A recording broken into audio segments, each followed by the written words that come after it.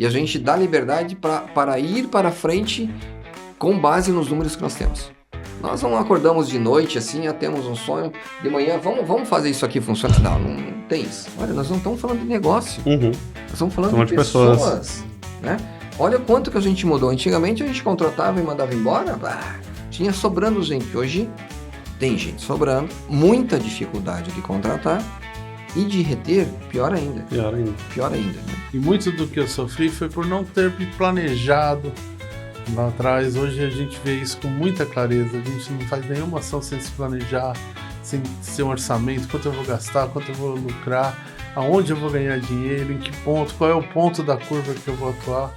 Então, por mais que a pessoa conheça do produto, quero fazer bolo, tem que entender quanto custa, para onde vai vender, e isso tudo é informação. Então, todo o tempo que você investir se programando e desenhando como vai ser o seu projeto, você vai ser recompensado lá na frente. Não tenha dúvida disso. E não tenha dúvida, o que você faz com seriedade e com vontade, você chega no objetivo final, não tenha dúvida. Turma, esse episódio é um oferecimento dos nossos patrocinadores, que acreditam no poder da transformação e da inspiração. O Instituto Abassi, referência em saúde e emagrecimento. A JRD Construções, construindo sonhos com solidez. A Labiata Store, trazendo elegância e estilo para o dia a dia das mulheres. E a Big Pan, a primeira padaria 24 horas de Santa Catarina, sempre presente com você em todos os momentos. Juntos, eles fazem esse podcast acontecer. Agora vamos para o episódio e já vou pedir para você um favor. Clica aqui no botãozinho de curtir, de compartilhar, se inscreva no canal que vai ajudar essa mensagem a chegar para mais pessoas que precisam. Valeu, bora lá!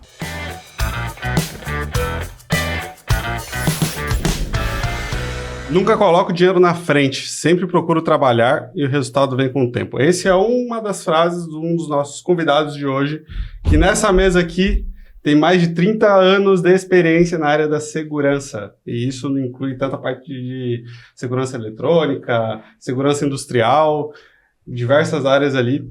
E hoje eu estou com 2 convidados que são clientes nossos, que é a Intertel, e são pessoas especiais. E o mais legal, essa empresa ela está em São Paulo, Rio de Janeiro, em Paraná, aqui em Santa Catarina. E os 2 que estão na minha frente hoje é de São Paulo e de Paraná, Curitiba, São Paulo, Santo André. Então, sejam muito bem-vindos, Edenilson e Wagner. Muito obrigado. Imagina. Vamos lá, gente, para a gente começar, deixa eu falando para o público, né, quem são vocês, né? Eu acho que é legal eles entenderem, saberem quem é vocês. Sei um pouquinho da história, porque a gente já conversa por trás aqui nos bastidores, mas vou primeiro começar contigo.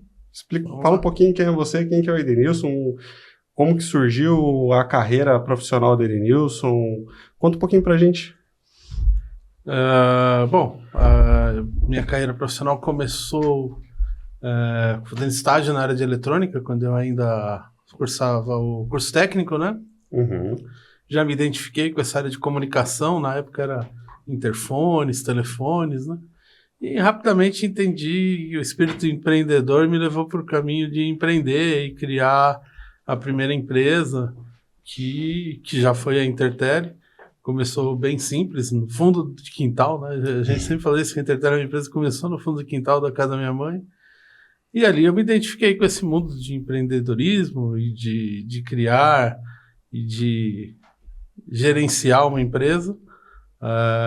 Dali a gente cresceu um pouquinho, foi para um espaço um pouco maior, e logo depois dos primeiros anos veio essa parceria com o Wagner, e a gente estava em estados diferentes, mas fazia a mesma atividade, então veio essa ideia aí de uma joint venture ou de uma fusão, e nós começamos a trabalhar juntos. Na sequência veio a oportunidade de fundar a Unidade Rio. E aí a gente começou ali mesmo a sociedade. E depois da Unidade Rio é que o grupo Intertel começou a se formar, né?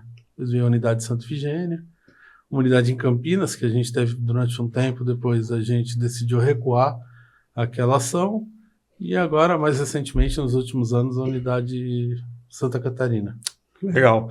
Mas a empresa, ela já nasceu com o nome Intertel ou ela passou por uma mudança de nome? Sempre Intertel.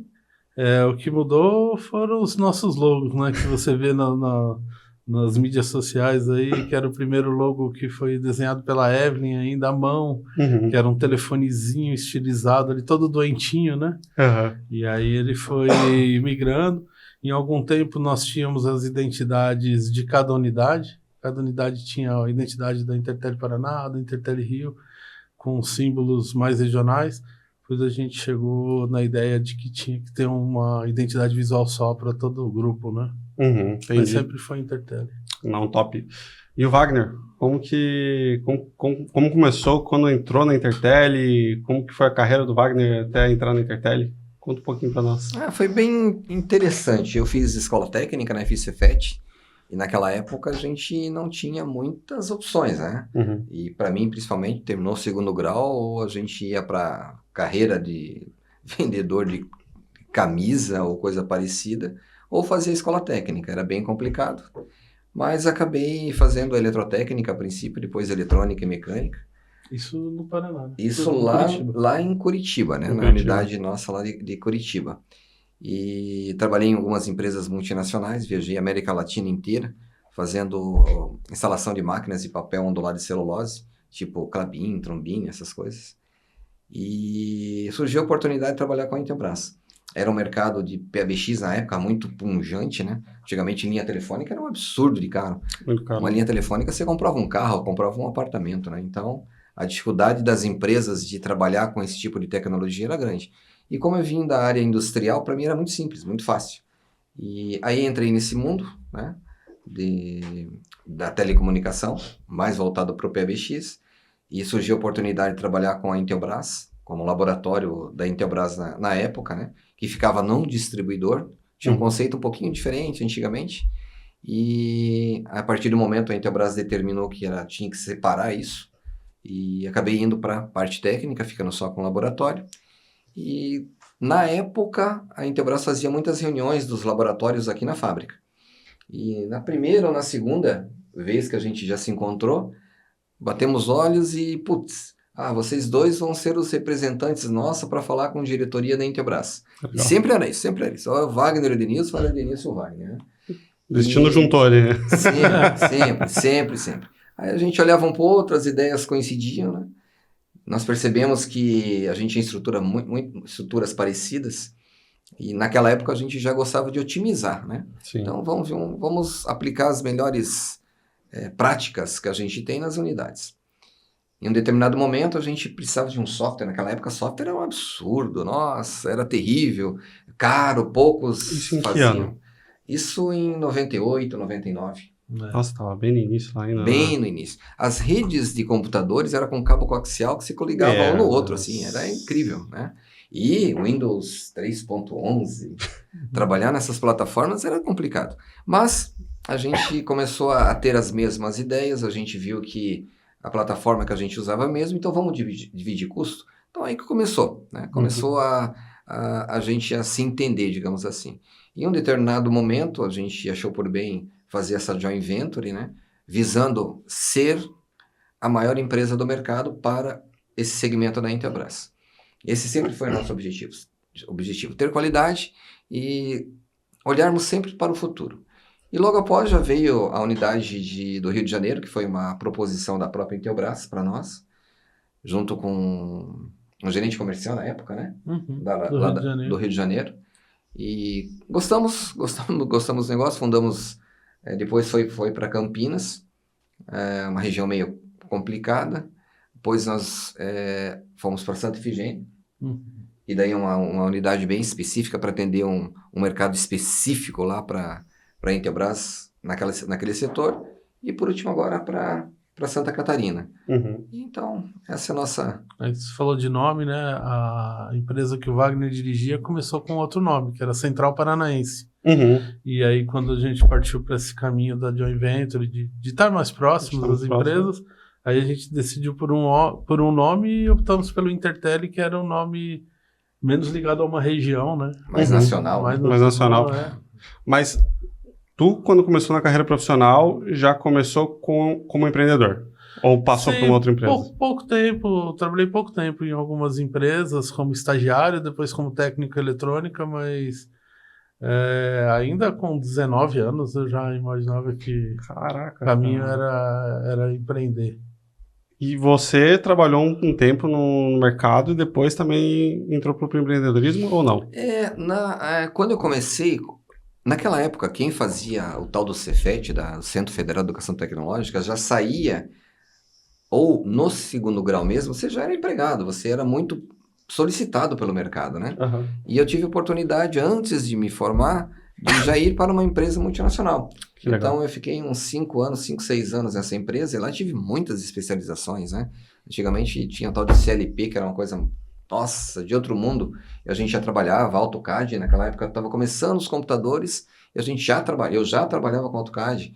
Então, e a gente ia para as plantas, né? Enormes. Plantas de celulose são plantas enormes, né? Aracruz Celulose, que é uma das maiores papeleiras do Brasil, Baiaçu Celulose, Riocel, Klabin, são todos nomes grandes, né? E eu fazia parte desses processos. Então, esse papel A4 que a gente usa hoje em dia, né, é fabricado por essas indústrias. Então, tinha bobinas lá de 12 metros de largura por 4 de altura lá, fazia isso virar papel e depois cortar isso e virar essas folhas A4 que a gente tem. Então, esse processo eu trabalhava. Então, ficava geralmente 6 meses, 8 meses em cada região implantando esses processos. Então, daí nesse período eu trabalhei como funcionário, mas sempre com a cabeça... enxergava que o meu futuro era ser um profissional liberal, um empresário ou coisa parecida. Naquela época eu já via que tinha alguma coisa que me puxava, apesar da minha família não ter ninguém, absolutamente ninguém, que já tinha empresas ou coisa parecida. Então foi bem interessante o começo. E o tempo que você ficou trabalhando nessa empresa foi quanto? Foi de 89 a 95. 6 anos. Isso, exatamente. 6 anos. Aí depois eu fundei uma empresa de engenharia, fiquei mais uns 3 anos, e depois acabei com essa empresa transformando e vindo para o mercado de telecomunicação. Legal. Cara, parecido mais ou menos com a minha história em relação a tempo de trabalho, porque eu fiquei mais ou menos 7 anos também trabalhando para outras empresas, também foram 3 multinacionais, saí e vim para o empreendedorismo. Larguei, daí vim. E tá, vamos lá. Para mim, eu vou fazer essas 2 perguntas porque, cara, eu achei muito interessante. O Edenilson começou com 19 anos e você teve ali a parte de fazer a parte técnica, depois, em seguida, foi para o empreendedorismo. Vou começar contigo. Eu, particularmente, eu tive um pouco de medo de sair do CLT para se tornar empreendedor, na época. Porque tinha aquela falsa estabilidade de tipo, não, tô bem aqui, tá tudo certo, não vou ser mandado embora, a empresa é centenária, na época era Alpargatas que eu trabalhava. Não tenho nada a reclamar da empresa, ela era maravilhosa, assim. Só que eu tive que dar aquele passo de, não, pera lá, vou fazer a minha história, vou fazer a minha empresa. E em um momento eu tive um pouco de medo. Eu falei assim, cara, será que eu vou recuar se der alguma coisa errada ou não? Como que foi esse processo para ti? Para ti foi tranquilo, assim, falei, cara, não, eu tomei a decisão de empreender e fui. Ou não, tu teve aquele receio, calculou muito antes para tu poder tomar essa decisão? Para mim, foi muito natural, porque eu trabalhava num segmento ou tinha um cargo que eram poucas pessoas que faziam o que eu fazia, né? Então eu comandava algumas equipes dentro de um processo bem fechado, que esses processos de fabricação não são poucos profissionais que trabalham. E na época houve a abertura do mercado em 95 e a empresa que eu trabalhava era multinacional, tinha sede na Suécia, Dinamarca, Alemanha e Itália. E essa empresa fechou, era melhor trazer gente de fora do que manter a estrutura no Brasil. E naquela época eles ofereceram para mim, você não quer continuar prestando serviço para nós no teu segmento, né? Uhum. Mas como empresário ou tendo a sua empresa? Eu falei, para mim ok, né? Beleza, vou continuar fazendo o que eu estava fazendo. Então, foi meio natural. Eu saí do CLT e já tinha os contratos para poder fazer os atendimentos. Então foi bem tranquilo a transição. Tu não teve que buscar cliente novo, né? Não, eu não fui. Eu não abri uma empresa para começar a ter clientela ou vender o meu trabalho. Não, eu simplesmente continuei fazendo aquilo que eu estava fazendo, só que agora como profissional liberal. Né? Então, foi bem até um certo momento, só que daí com a abertura, começou a cair muito preço, as indústrias começaram a investir pouco, houve aquela recessão assim meio mundial, no Brasil principalmente, e acabou minguando esse trabalho. Só que ao diminuir isso, né, eu já tinha alguns conhecimentos nessa parte de PABX, na parte de linha telefônica, e teve essa abertura com a Intelbras. Esse distribuidor acabou me chamando para fazer alguns trabalhos e encaixou e seguiu. Né? Então foi assim, algo meio contínuo. Né? Por isso que eu relatei aquela frase que eu nunca fui atrás do dinheiro. Eu fui sempre atrás da oportunidade, né?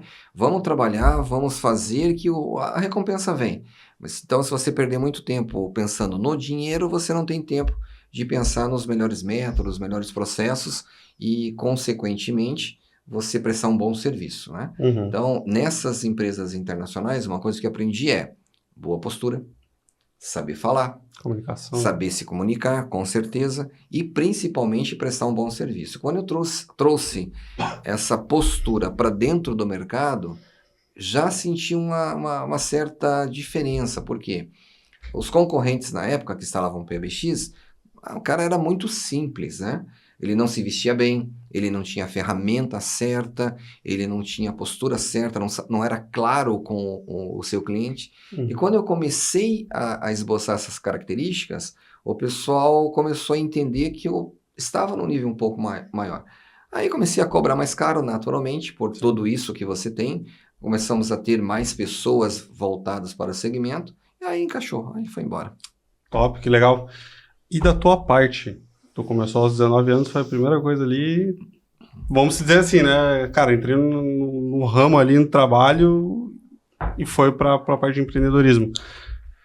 Cara, como que foi tomar essa loucura, cara, com 19 anos de idade? Na verdade, às vezes mais jovem é mais fácil para você tomar essas decisões, você tem menos responsabilidades, né? Mas eu tinha sempre uma família, vem de uma família humilde, mas sempre me apoiou bastante, né? Então, lá em casa era só eu, meu pai, minha mãe e minha irmã. Sim. E eles sempre apoiavam bastante, então eu sabia assim, dificuldade eu não vou ter, financeiro eu não vou passar fome. Então eu posso me aventurar nesse mercado. E aí, com o apoio da família, fica muito mais fácil, né? Era um mercado diferente desse do Wagner, que vivia o mercado de Curitiba. Eu estava no mercado do ABC, que ele está próximo a São Paulo, mas tem um mercado diferenciado de São Paulo em relação à prática de preço e política de trabalho. Mas o momento da telefonia era muito bom, né? As empresas tinham necessidade de técnicos e quem estava no mercado muito estabelecido cobrava valores muito altos, então eu consegui achar uma fatia para me estabelecer e foi até que bem rápido. De eu começar a ter o primeiro funcionário e depois meu pai também se aposentou e veio trabalhar comigo, isso deu um pouquinho mais de corpo para a empresa. Nunca foi fácil, né? Mas a gente teve sempre um caminho muito seguro, porque acho que desde o começo a gente sempre teve alguns conceitos que a gente não abria mão, sabe? De qualidade, olha... não dá para prostituir o mercado, não dá para mim praticar isso que eles estão te oferecendo. Quando você chega naquela concorrência que, olha, eu tenho portanto eu não trabalho, né? Meu trabalho é esse. A gente sempre praticou muito isso e aí assim a gente foi identificando os nossos mercados, os nossos nichos, né? Sim. Mas se eu senti inseguro no começo, acho que não. O ímpeto da juventude não me... Tá pra loucura. Acho que eu me sinto mais inseguro para tomar algumas decisões hoje, né? A gente tem aí cerca de 70 colaboradores no grupo, então tomar as decisões é mais difícil do que quando eu tinha 17 anos. Eu falava, toca aí, vamos fazer que vai dar certo, vai dar bom. Pô, isso é um ponto legal, né? Porque tu tocou numa parte de... Hoje vocês têm 70 funcionários, então qualquer decisão que vocês tomem errado... Nossa... vai impactar muita gente ali e pode ser... Imediatamente. Como que vocês fazem hoje para ter esses elementos de decisões da empresa? Olha, hoje a Intertel também, né, é um organismo vivo, está sempre mudando, né? Sim. Nós temos algumas divisões de tarefas entre nós e entre alguns associados que vieram para o grupo e que dirigem as unidades. Então, a gente tem reuniões semanais de alinhamentos para tentar errar menos, para tentar deixar o espaço entre decisões menor, né? Então, sempre a gente está conversando e alinhando o que vai acontecer. E a gente tem muito claro para nós, eu acho que assim, para nós dois, é um respeito grande e alinhar a decisão. Vamos tocar, vamos por esse caminho? Vamos. Deu errado, não interessa quem optou. Nós somos juntos. A gente comentou com você mais cedo que a gente tem uma coisa que a gente acha meio legal, que a gente nunca brigou. Acho que o primeiro dia que a gente brigar, talvez a gente... Vai dar separação. Eu acho que não, a gente já sei estranho. O que nós estamos fazendo mesmo? Isso aí, isso aí não tá muito certo. Aleatório para nós, cara, que são mais de 20 e tantos anos de parceria, e a gente não briga, cara, porque tem coisas que eu quero fazer daquele jeito. Ele fala, não, vamos fazer assim. Aí eu olho e falo assim, tá bom, cara, vamos fazer do seu jeito. Da outra vez eu abri mão, agora vamos do seu jeito. E dá certo. É um ceder no outro também, né? Existe um respeito e não tem uma briga pela liderança, pelo poder. Dentro da Intertel, acho que tem muito pouca briga pelo poder. É tanto significativo isso que às vezes as ideias que a gente toma, eu não sei se é minha ou se é do Edenilson. E sinceramente, legal, não importa. Não Muitas importa. vezes a gente não sabe de quem Não. Quem começou com essa ideia? Quem começou? Porque a gente vai acrescentando, né? Essa semana nós lançamos uma campanha que começou uma ideia, mas ela mudou tanto até chegar no final da campanha que não tem mais dono, né? Todo mundo contribuiu e virou uma ideia do grupo, né? O legal é que daí vocês acabaram criando uma cultura ali dentro que todo mundo tem mente de dono, né? De fazer o negócio rolar, né? Eu não diria de dono, de responsável, talvez, pelo processo. De responsabilidade, de, digamos assim, sentimento de poder ajudar. Essa que é o nosso mote maior, né?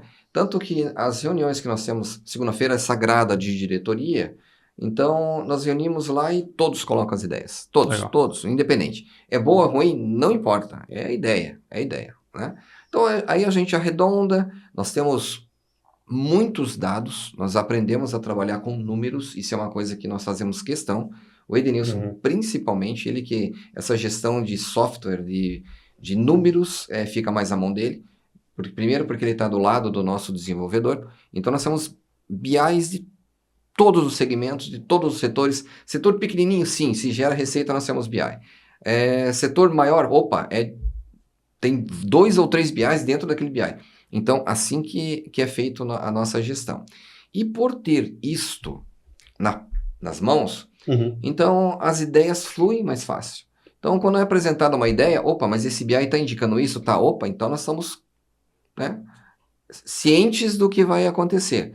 E o recuo também é imediato. Esse mês a placa solar, né? A gente vendia muito solar aqui em Santa Catarina, muito. Mas os números, baixando, gente, outro setor, outro segmento, vamos lá. O que está dando em São Paulo? Rio de Janeiro, o que está bombando no Rio de Janeiro? Paraná, quais são as novas? Então, isso é legal, isso enriquece as nossas tomadas de decisão. Então, hoje, eu e ele, somos os caras que analisam os números, né? E a gente dá liberdade para ir para frente com base nos números que nós temos. Nós não acordamos de noite assim, temos um sonho, de manhã, vamos fazer isso aqui funcionar. Não tem isso, né? Legal. Não tem Já isso. passamos essa fase, não dá pra isso que eu ia perguntar. Tipo assim, se vocês sempre fizeram esse controle de dados ou não? Foi algo de um tempo pra cá? Eu acho que no começo, ou até uns anos atrás, a Intertel tinha um porte que a gente conseguia administrar muito por feeling.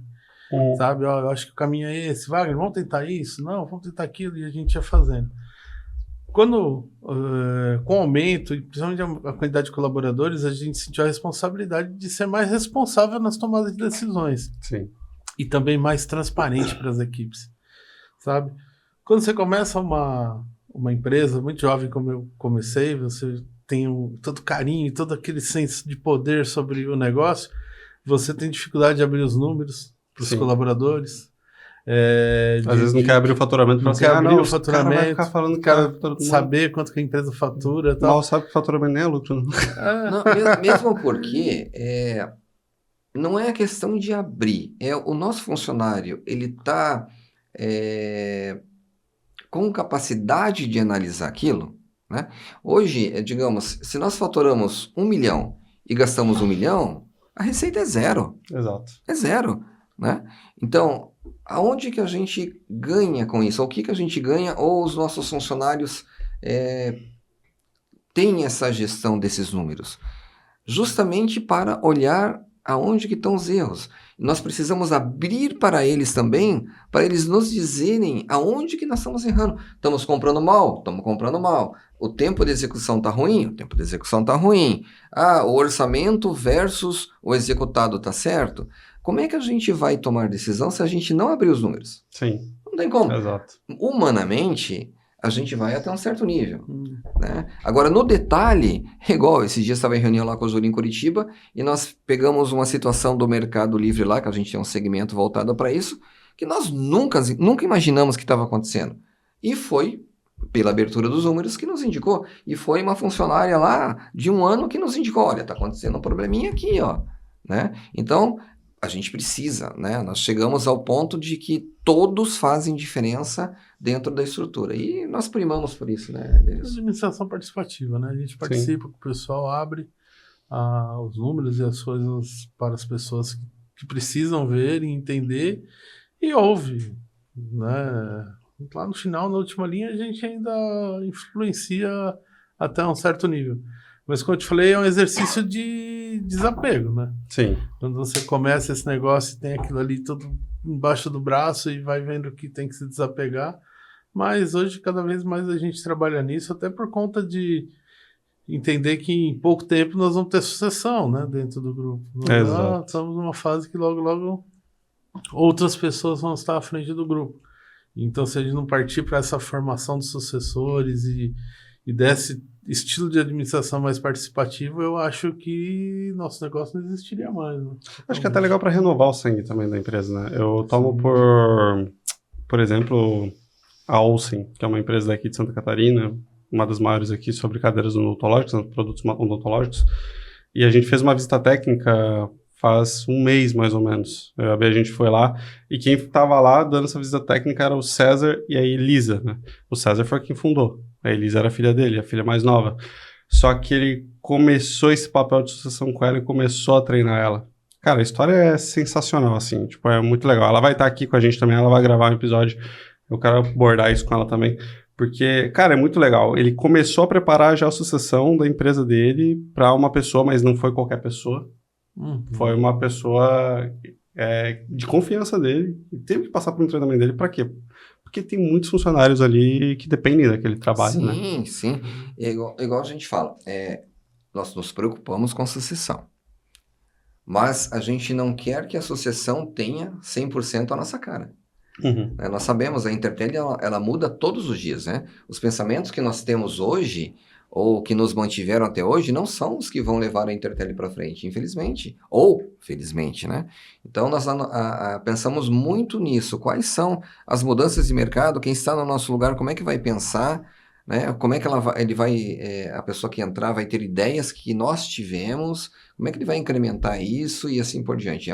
É complicado. Sim. Isso, né, já começamos há algum tempo e vai ainda um bom tempo até a gente conseguir deixar a estrutura caminhar sozinha, né? E essas movimentações que nós temos hoje, o mercado muda violentamente. Nós não estamos mais na velocidade do mundo, como é que ele rápido. Está. Né? Então, quem está vindo agora precisa entender que tem essa memória anterior que deu certo até aqui, que mantém a empresa com os pés no chão, mas que novas ideias são bem-vindas. Né? Talvez ideias que nós nem concordamos com elas. Então, mas a gente julga necessário para poder continuar no mercado. E se não for assim, a empresa não vai para frente. O que nós construímos até aqui não vai ter mais longevidade. Né? Então, exato. E eu acredito que uma coisa que acaba ficando muito de vocês é o legado do propósito, dos valores que vocês implementaram na Intertel. Que isso não vai ser mudado.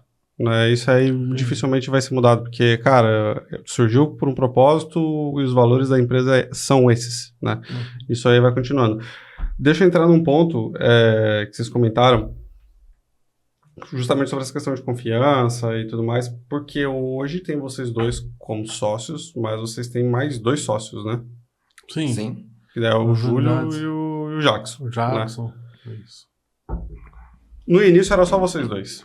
Uhum. Como que foi surgindo esses novos sócios e como que foi passar essa confiança que vocês tinham entre vocês para uma terceira pessoa? A ideia é trazer como associados outros colaboradores que têm condição de estar nesse grupo, né? E essa transferência tem que ser uma coisa natural. Uhum. E é uma coisa que não é muito por falar, mas por exemplos. Sim. Então, quando no dia a dia você vai dando esses exemplos de confiança, de sabe, de confiar na pessoa, de trabalhar junto, de entender, isso vai exalando e vai contaminando o grupo. O grupo entende isso daí. Sabe, porque quando a gente tem muito isso, quando a gente está se questionando um ou outro numa reunião com outras pessoas, é difícil que as pessoas entendam toda essa dúvida que a gente tem. Então a gente procura passar com bastante confiança nossos princípios, as nossas decisões, e como te falei, sempre apoiando. Um apoia o que o outro decidiu e vamos embora. Então essa turma que está chegando vem com essas ideias, mas talvez um desafio nosso e que a gente tem trabalhado é ouvir mais eles e dar espaço para eles. Assim vem hoje o William também de São Paulo, o Fernando que fica na Santa Efigênia. São as pessoas que estão se aproximando dessa diretoria para poder ser os sucessores nas unidades. Não é um trabalho fácil. Como eu te disse, são gerações diferentes, com pensamentos diferentes. Né? Isso que eu te falei que eu tenho com o Wagner de cultura e de respeito é uma coisa também que hoje não se cultiva mais nas novas gerações, né? Então, o pessoal não tem mais esse apego todo a tradições, né? Mas é uma coisa que a gente vai plantando e vai... A gente não sabe nem se esse modelo de negócio que existe hoje, de sociedade, de ter um dono, de ter um presidente, vai existir futuramente. Então nós estamos entendendo para onde que vai isso, para a gente estabelecer até qual que é o regime de sociedade que vai dar certo. É uma cooperativa? De repente uma cooperativa que vai ter vários sócios e não só 2 ou 3 sócios? Nós não sabemos, nós estamos experimentando, estamos testando. O fato é, os valores que a gente trouxe até aqui, gostaríamos que permanecesse. Né? Hoje dentro da Intertel, nós não somos carrascos. Nós tentamos fazer com que a humanidade prevaleça. Hoje nós estamos preocupados, o principal setor hoje da Intertel, fora o comercial, lógico, o comercial é que mantém, né?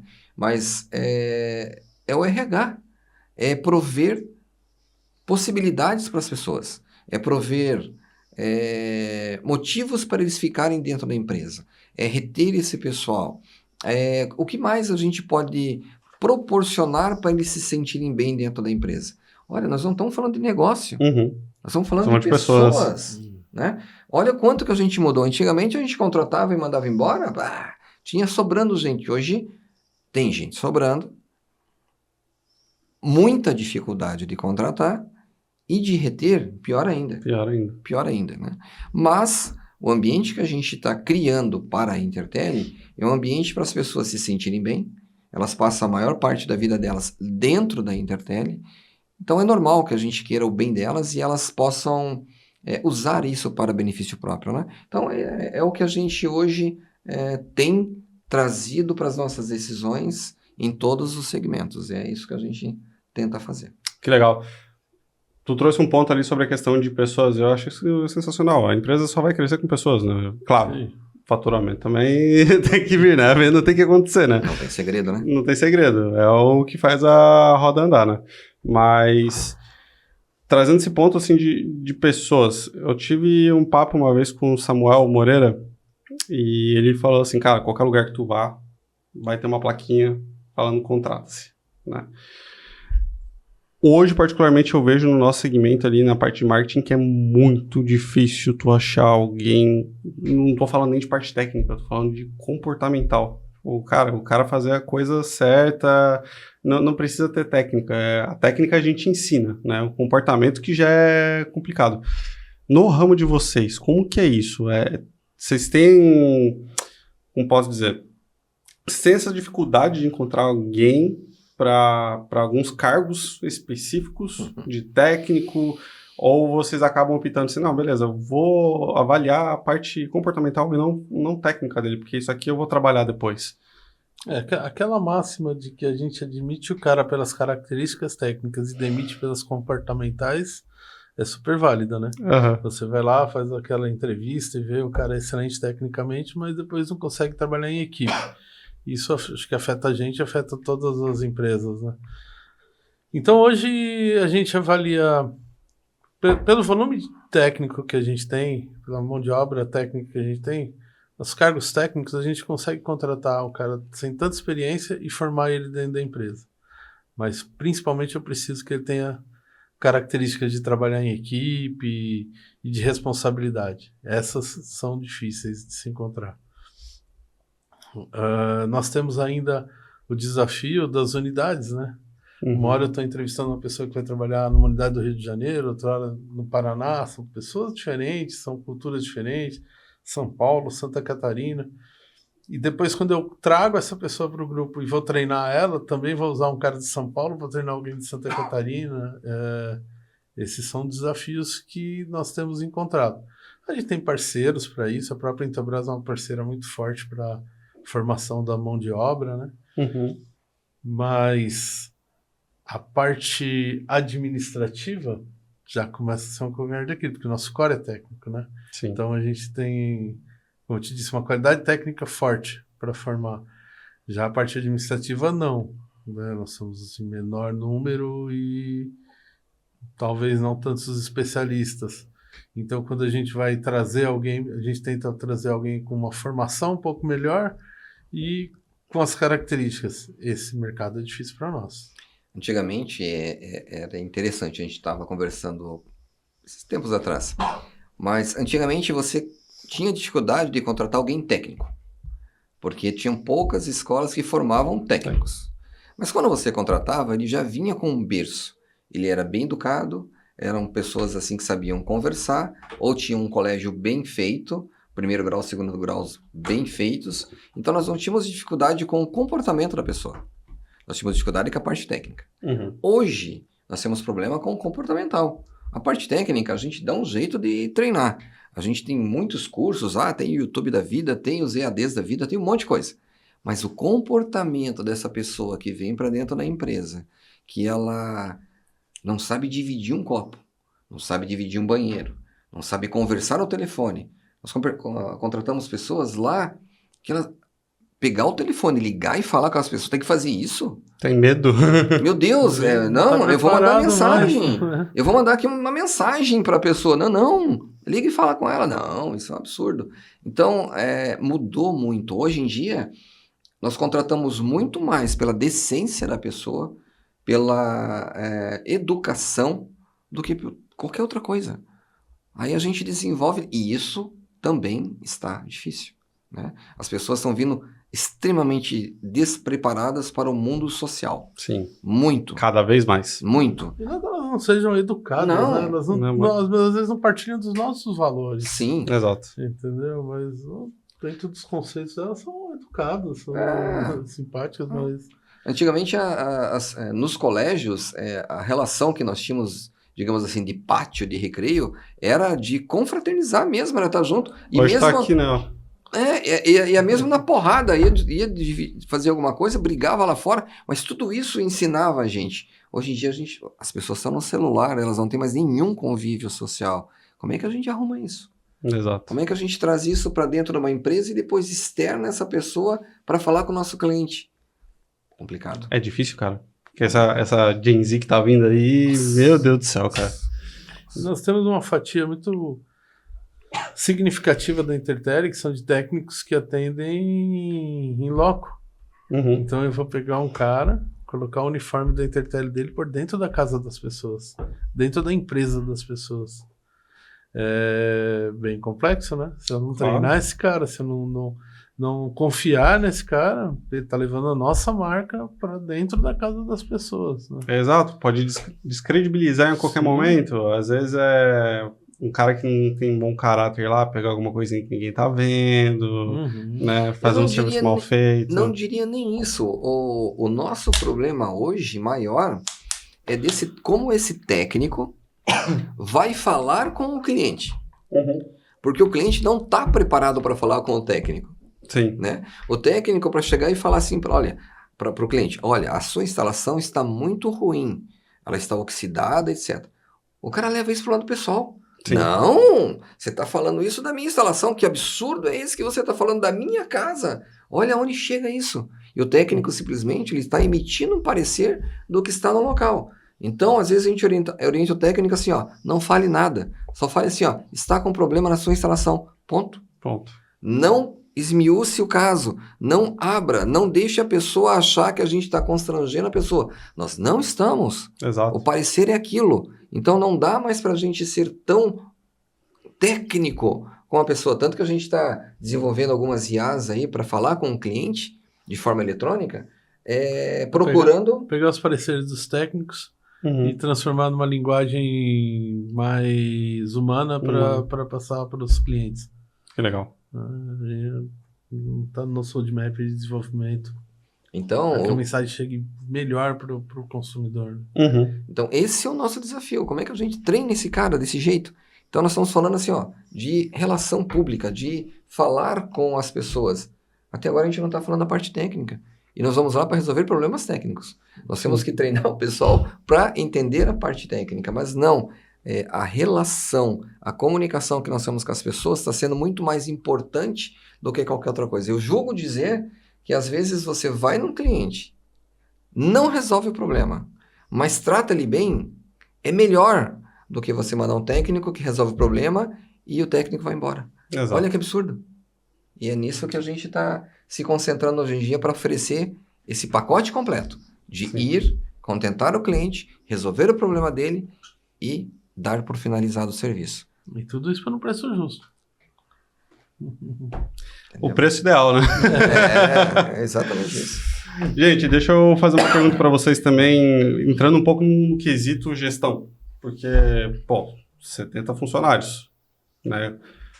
Quais são os 3 pontos que vocês acham primordial, né? Isso pode ser individual, vocês responderem, que para o crescimento da Intertel, a gestão teve que passar por isso, que é os mais importantes e são inegociáveis para a mudança hoje da gestão de vocês. Difícil. Para mim, é o ponto crucial. Automação.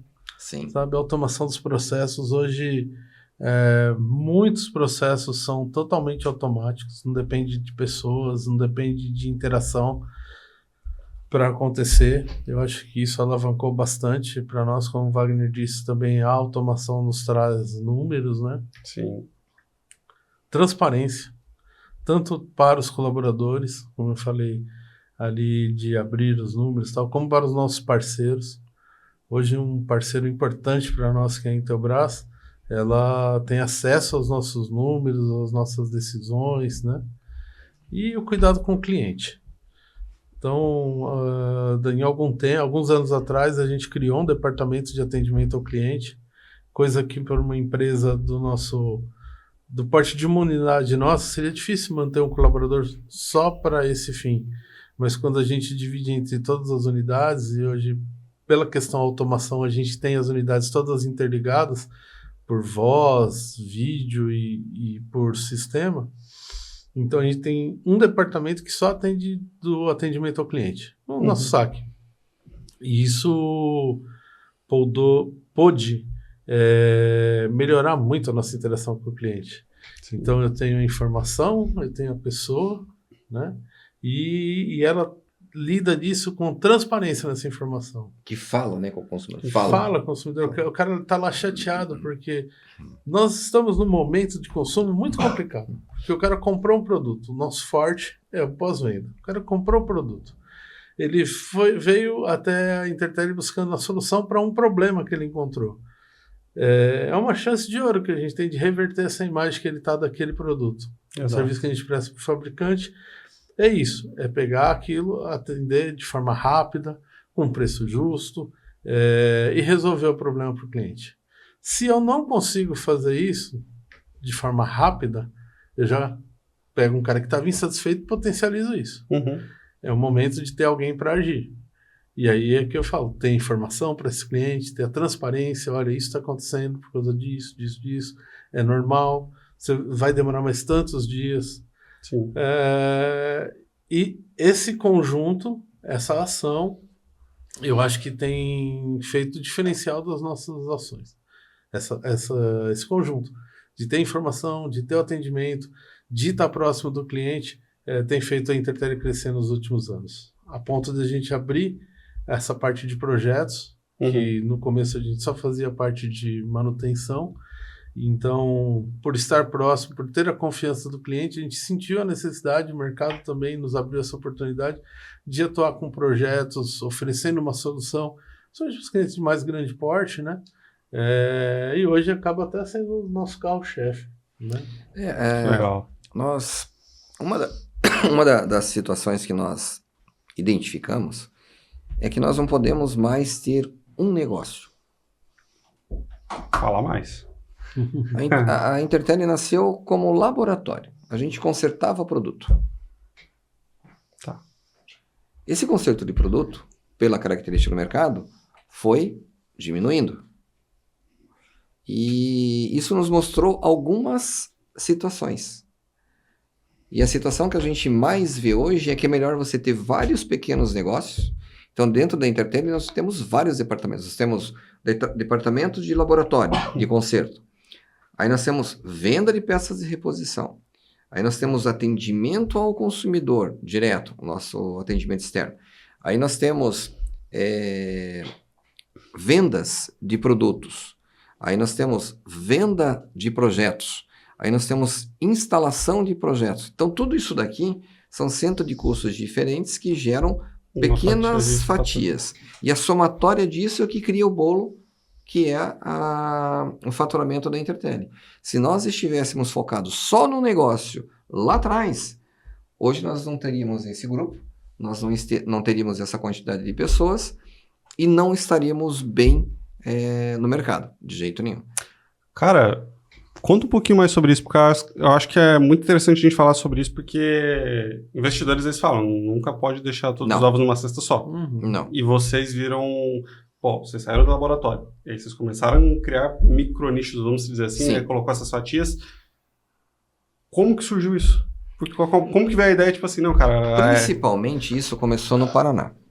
O Paraná sempre foi uma das localidades que sempre teve muita concorrência nessa parte de laboratório.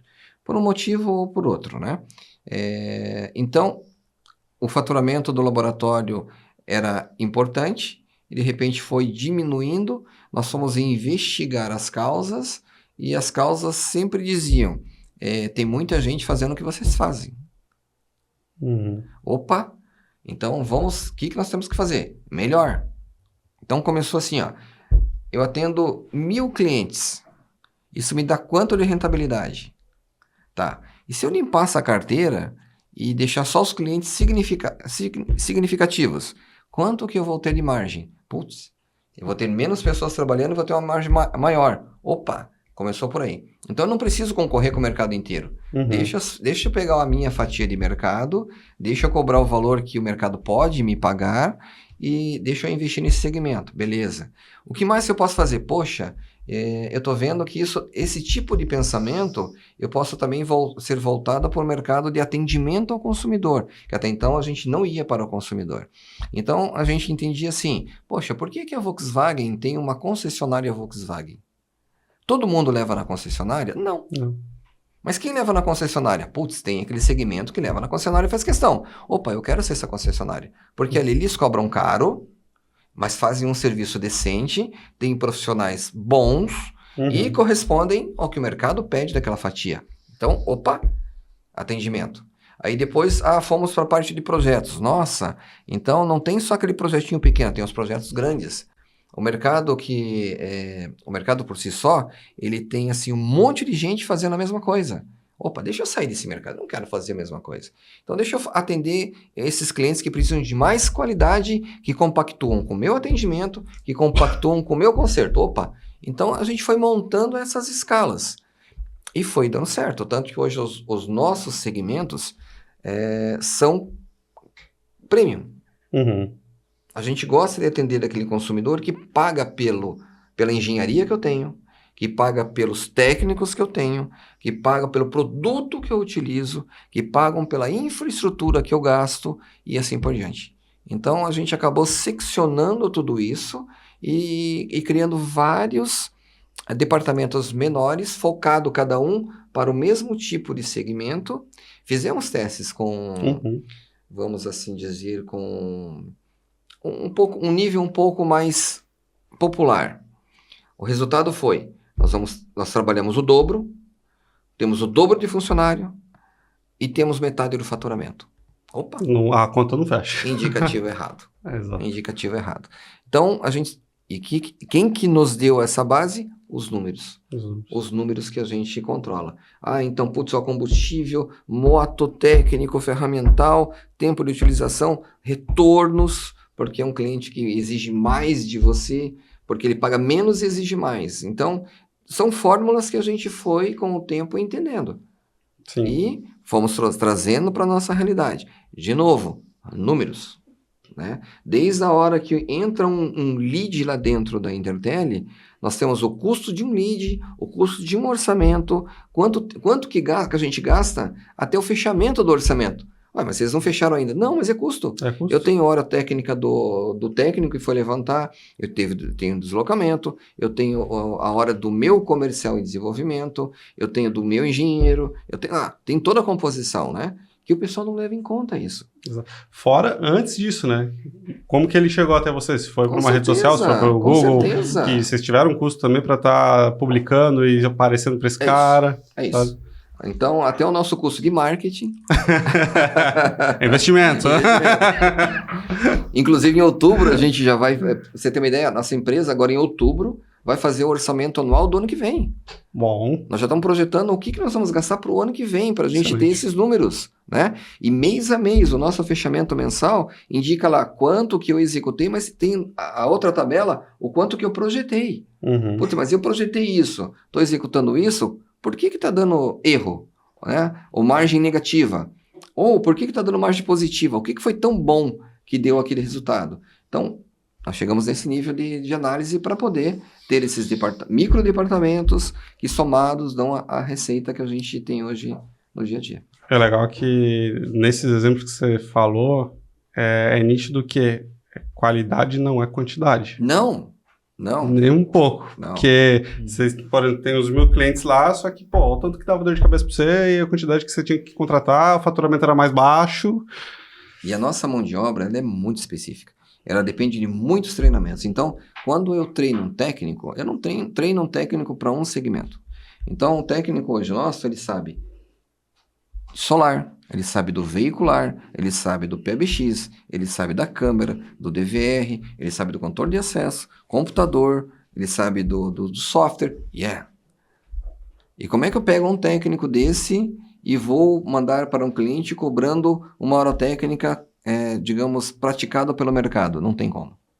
Porque o mercado não tem essa qualidade que nós temos, né? A diferença é que o meu técnico vai e ele executa o serviço. Qual serviço? Qualquer serviço. Com tipo de material, o melhor material. O melhor material que exige aquela solução. Uma coisa que o Edenilson fala sempre é assim, se existe um serviço para ser executado, que ele seja bem executado. Teve obras que nós tivemos prejuízo? Lógico. Mas isso é incompetência nossa, não é do cliente. E nós temos que responder por isso. O que não existe é obra que nós não executamos. Isso não existe. Né? Nós vamos do começo ao final, seja ela uma obra rentável ou não rentável. Né? A não rentável, a gente senta, faz as análises, aonde erramos para não errar de novo. E aí sim, a gente divulga para o grupo inteiro. Nas reuniões de terça-feira, chega lá e mostra o exemplo. Gente, olha o que aconteceu aqui. O contrário também é válido, que a maioria, senão a gente não estaria aqui, né? O sucesso, onde que está o sucesso? Olha, fizemos aqui, compramos bem, executamos no tempo certo, o entendimento foi certo do cliente, o cliente nos indicou para outras obras e assim por diante. Então, acho que há muito tempo a gente aprendeu que nessas empreitadas, quando a gente decide um novo departamento, quando a gente decide uma nova ação, a gente nunca vai perder, nunca vai perder. Ou a gente vai ganhar, ou a gente vai aprender. É que nem diz o Caio, entra pra rachar ou não vai. A gente vai ganhar ou vai aprender. Exato. Às vezes a gente aprende bastante. Mas às vezes a gente ganha também. E aprende também. Mas é isso que acontece. Quando a gente decide descontinuar uma ação ou um movimento, é porque a gente aprendeu ali e viu que aquele não era o nosso momento, não era o nosso negócio. Mas aprendeu, tem que sair com aprendizado. Claro. É que nem aquele ditado que diz assim, é errando que você aprende. Cara, eu não gosto disso. Não gosto, porque assim, eu acredito que você aprende acertando. Sim. Porque, pô, se tu tá errando o tempo todo, tá continuando no erro, não vai ser lugar, pô. Você é o cara mais esperto do mundo falido. Exato. E você não começa uma atividade assim, tipo assim, eu vou errar, então eu vou começar. Não. O teu pensamento é, vai dar certo. Vai dar certo. Se aconteceu alguma coisa no meio do caminho, vamos parar e analisar, ver o que aconteceu. Mas o teu início foi de acertar, não foi de errar, né? E hoje em dia tem muita informação. Tem, demais. Você tem muitas fontes. Mas há pouco tempo a gente estava discutindo isso, é bem interessante que... vamos fazer um negócio. A gente tem bastante informação na mão, aí fica discutindo aquilo. Aí tem que alguém bater na mesa e falar assim, não, vamos fazer, gente. Vamos botar pra prática. Já bastante, já tá um monte de projeto. Vamos executar agora. Tem tudo, sabe, não é uma receita de bolo, não é uma coisa simples, é do dia a dia. Por isso que as reuniões têm que ser semanais, semanalmente a gente tem que realinhar. E no começo, quando a gente começou com isso, a gente achou um desperdício de tempo, chato. E hoje a gente entende que é totalmente pertinente a gente toda semana realinhar a nossa empresa. Vou puxar esse gancho já que eu acho que é muito interessante, cara. Tu falou sobre essas reuniões semanais, porque realmente, cara, tem equipe às vezes que acha que é chato, mas nós que somos da gestão sabemos que, cara, isso é extremamente importante pra gente manter um alinhamento, cultura, a gente saber pra onde a gente tá indo, o que tá acontecendo. Quais foram as dificuldades que vocês encontraram em estabelecer essas reuniões semanais e o que de benefício trouxe para a empresa de vocês? O mais legal foi assim, reunião semanal. Quando é que elas vão acontecer? Toda semana. Essa é a primeira dificuldade. Você entender que o caixa diário é diário. A reunião semanal é semanal. Então, isso foi imposto. Essa é a única coisa que eu e o Edenilson não abrimos mão. As reuniões.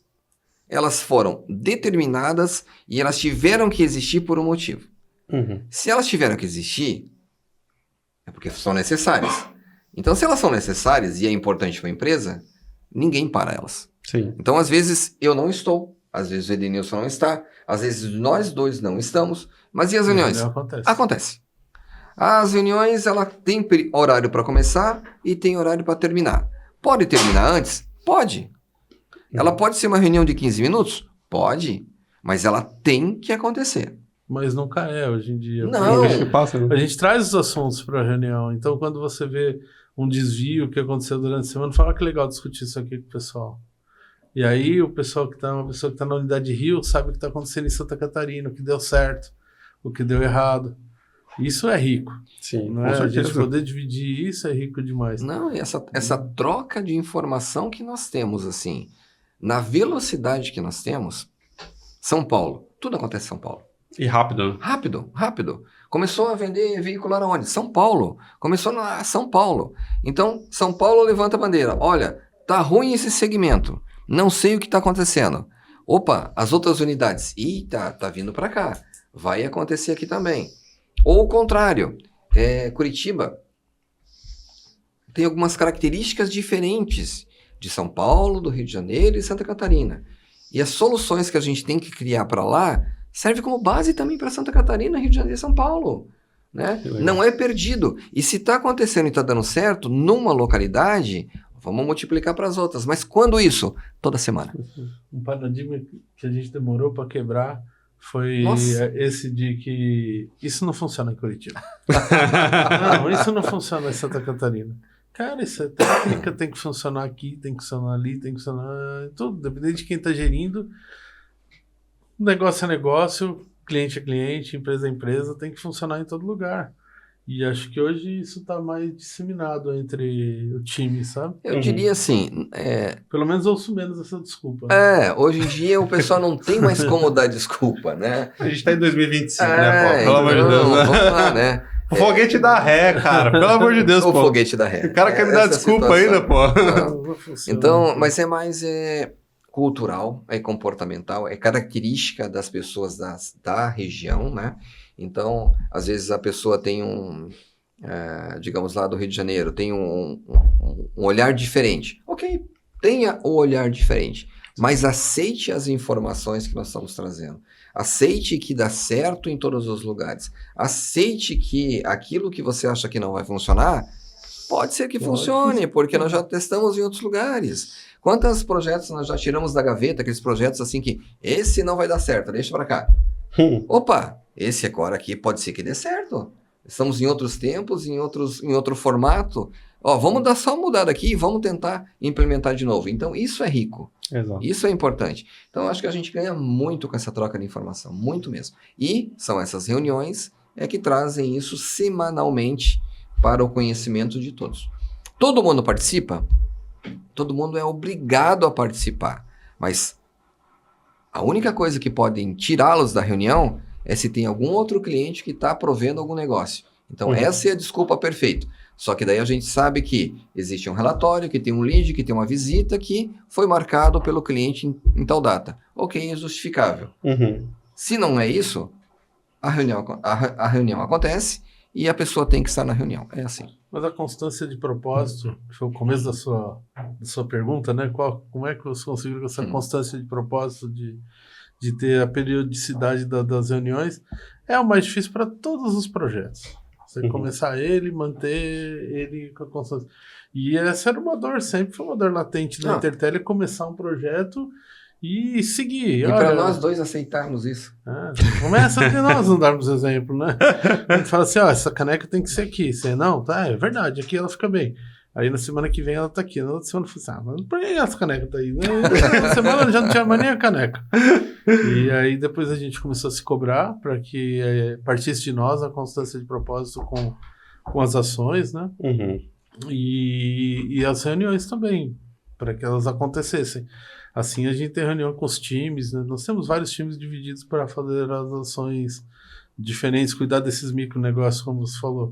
Então, fora essa reunião da diretoria, a gente tem uma agenda de reuniões com os times para as coisas. Não, e tem muitas reuniões que nós não participamos. E de reuniões que nós não participamos mais. Vocês delegaram e... Não atrapalhar mais. Né? Eles pediram. Eles entenderam que a reunião é importante. Então, eles têm um calendário e agenda de reunião deles. Eu tenho do pessoal da recepção, eu tenho do pessoal do pós-venda, eu tenho do Mercado Livre, eu tenho da venda de peças. Foi solicitado por nós? Não. Aí viram necessidade e viram que é importante ter essas reuniões, né? Por conta, voltando daquilo, da riqueza que existe em você dividir com pessoas de outros estados que fazem o seu mesmo negócio, que têm as mesmas dores e que têm soluções diferentes. Exato. E eu acredito que esses momentos, assim, cara, é que existe aquele receio de falar, conflito. Cara, na verdade, eu vejo o conflito com bons olhos. Porque no meio do conflito tu consegue enxergar coisas novas e criar coisas novas. Eu não sei se essa palavra conflito, ela cabe mais hoje em dia. Eu acho que são situações. Situações. Né? Porque conflito parece que remete a briga, que remete a ponto de vista diferente. Não. O que existe são momentos em cada localidade, clientes com perfis diferentes, e cá entre nós. Para resolver um problema, tem 10 formas de resolver. As 10 formas você vai conseguir atender. Agora, qual que é a mais rentável, ou que cause menos prejuízo? Qual que traz mais satisfação? Qual que traz mais... digamos assim, entendimento para a estrutura? Então, é isso que a gente analisa. Na troca de informação que a gente tem ali nas reuniões, a gente aborda principalmente isso. Como é que você fez? Como é que você convenceu? Qual foi a argumentação? Então, isso traz riqueza, né? Então, hoje eu acho que o pessoal entende melhor essas situações de debater por causa disso que a gente conseguiu mostrar. Então, antigamente, as primeiras reuniões tinha briga. Né? Tinha bate-boca, conflito. Tinha conflito. Hoje não. Hoje são situações que a gente aponta e todo mundo entende que aquilo ali pode ser resolvido daquela forma. É a melhor forma? Para aquele momento, para aquela data, para aquela situação, foi a melhor resolução. E amanhã? Opa, amanhã é outra coisa. Amanhã são outro entendimento, é outra geração que está solicitando, é outro formato de vendas que causou esse problema para cá. O problema não, que causou essa situação para cá. Então, esse entendimento ele tem que ser muito dinâmico. É todos os dias debatendo a mesma coisa? Sim. E as respostas são diferentes. Mas chegam no mesmo acordo, né? Vocês queriam aula de administrar uma empresa, gerenciar, cara? Pelo amor de Deus, cara, olha isso aqui que foi, pelo amor de Deus.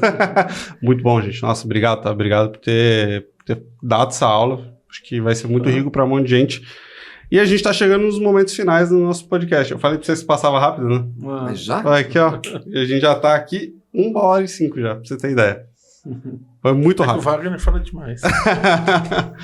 Hoje eu falei. Hoje ele falou. Geralmente só eu que falo, né? Geralmente só tu que fala, ele falou bastante hoje. Ele tem um relacionamento sério com o microfone. Ele me empolguei. Me empolgou. Você viu que ele já sentou, ajeitou o negócio, falei, vai, hoje vai. Mas que legal, gente. Gente, eu vou fazer a última pergunta para vocês, e aí vamos fazer de forma individual, que eu acho que vai ser bem bacana. E o que eu gosto de falar, de perguntar, deixar isso para o final, vocês tiveram uma história incrível, né? Vocês contaram que hoje pra gente começou a empreender com 19 anos, depois ali de 6 anos no CLT, teve toda uma reviravolta, teve um aprendizado, construiu casca em cima disso. Se você tivesse que dar uma palavra, uma frase, tipo, qualquer que seja, um insight para aquela pessoa que ela tá querendo começar no empreendedorismo ou quer fazer uma mudança na vida, fazer a virada de chave dela, né? E essa mensagem ela vai chegar para ele de alguma maneira, seja por sinal de fumaça, pelo outdoor, enfim, ele vai chegar, né? Qual seria essa mensagem? Vamos começar contigo primeiro. Vamos lá. Você vai empreender, vai começar um negócio? Busque informação. Faça orçamento do que você vai fazer. Sabe, um negócio não se começa como eu comecei lá atrás, que os tempos eram outros. E muito do que eu sofri foi por não ter me planejado lá atrás. Hoje a gente vê isso com muita clareza. A gente não faz nenhuma ação sem se planejar, sem ter um orçamento, quanto eu vou gastar, quanto eu vou lucrar, aonde eu vou ganhar dinheiro, em que ponto, qual é o ponto da curva que eu vou atuar. Então, por mais que a pessoa conheça do produto, quero fazer bolo, tem que entender quanto custa, para onde vai vender. E isso tudo é informação. Então, todo o tempo que você investir se programando e desenhando como vai ser o seu projeto, você vai ser recompensado lá na frente. Não tenha dúvida disso e não tenho medo de dar esse conselho. Eu dei aula há muitos anos de eletrônica e sempre falava isso para meus alunos, que essa programação, esse planejamento é importante para qualquer negócio. Para qualquer negócio. Excelente. Eu complementaria, assim, com dar atenção, né? Hoje em dia o pessoal pensa assim, eu quero ganhar dinheiro. Tá, ok, é a base, né? A gente quer ter a rentabilidade em cima daquilo que a gente faz. Mas o que você se propor a fazer, faça bem feito. Não desista, não pare no meio do caminho, tenha começo, meio e fim, e nesse começo, meio e fim tenha o seu planejamento, veja realmente se aquilo que você vai fazer vai trazer a rentabilidade que é suficiente para você. Não pense pequeno, pense exagerado, porque tudo que você fizer dentro dessa faixa que você está estipulando já é um objetivo atingido. O problema é quando você não sabe o quanto que você quer ganhar, aonde você quer chegar, então você não tem planos futuros. Tem esses planos futuros e bem claros e bem exagerados, para que você possa correr atrás. Não tem limitação para o que você pode ser.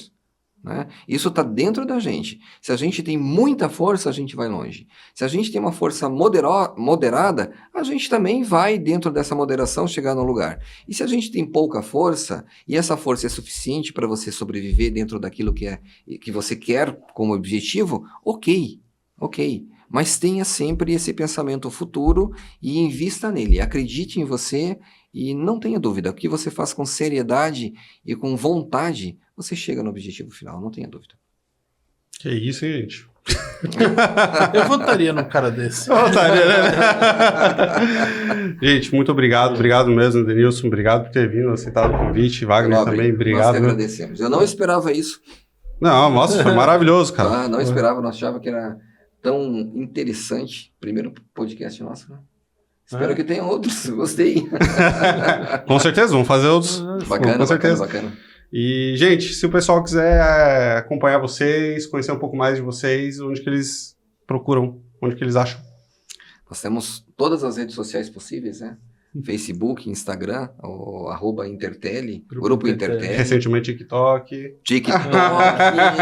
Eu boto fé nessa plataforma. Temos uma empresa que cuida com muito carinho disso. Né? Tem uma empresa bem bacana. Foi uma virada também nos nossos últimos tempos, é ter uma empresa à frente da nossa marca, cuidando com mais carinho, não é fazendo jabá aqui, mas fazendo com carinho esse trabalho que para nós, com o nosso tempo, da nossa cabeça, isso não era muito importante. Vamos falar a verdade.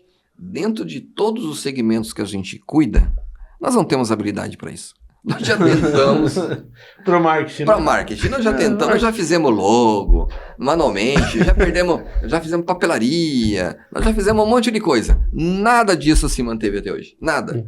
A partir do momento que a gente começou a trabalhar com empresas profissionais, que tem alguma ligação conosco, né?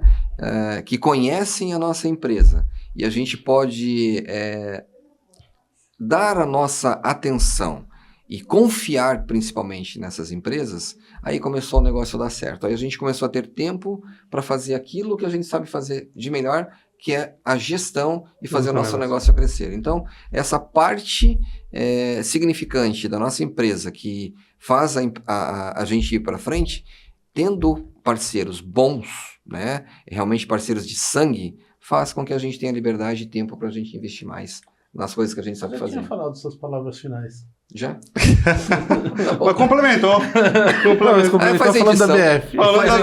Faz edição e corta. No final das contas, tem que contratar a BF, tá vendo? Não fui eu que falei, ó. Indico. Coisa boa, gente. Mais uma vez, muito obrigado. Obrigado mesmo por ter aceitado o convite de estar aqui com a gente e ter levado essa mensagem. Espero que, de verdade, muitas pessoas consigam ouvir essa mensagem que precisa e ser um ponto de inflexão na carreira deles ali, na empresa deles, tá? Com toda certeza. E vamos dar um tchauzinho lá para o pessoal ali na câmera. Pessoal, muito obrigado por ter ficado com a gente até agora. Espero que essa mensagem, de alguma forma, possa afetar vocês e ajudar vocês nos negócios de vocês. E bora pro próximo episódio. Valeu!